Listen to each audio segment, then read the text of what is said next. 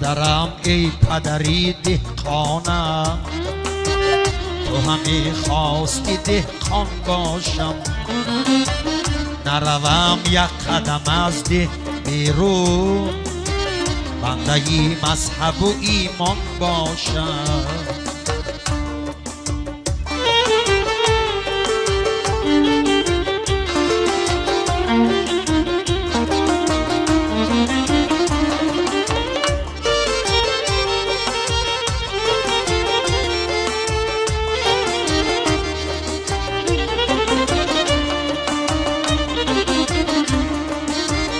تو همه خواستی قرآن خوانم که از او معرفت بالا نیست،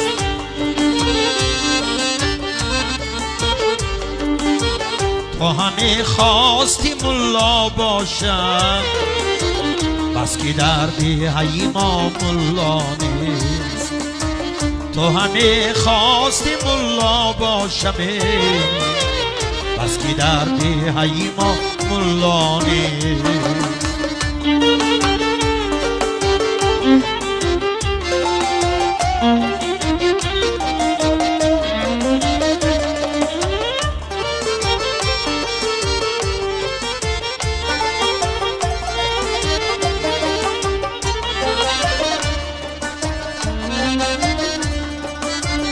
پدرم باز ببخشا بر من، گر نمانندی تو من دهقانم،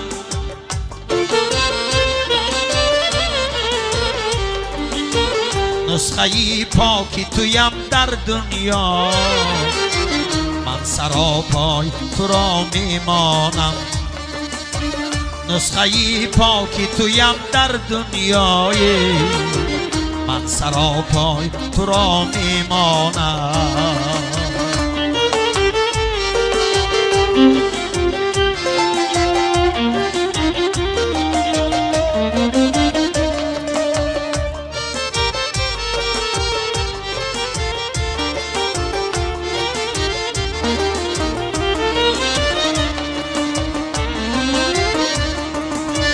شاعری هم به مثل دهقانی است، شعر بنیادی همه مسند هاست،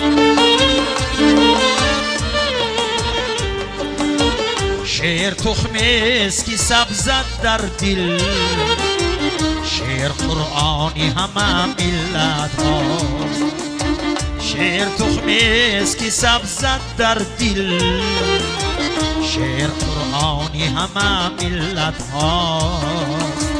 پدرم بال و پرم تاج سرم، پدرم ای پدری پرهنرم، پدرم ای پدرم جان پدرم.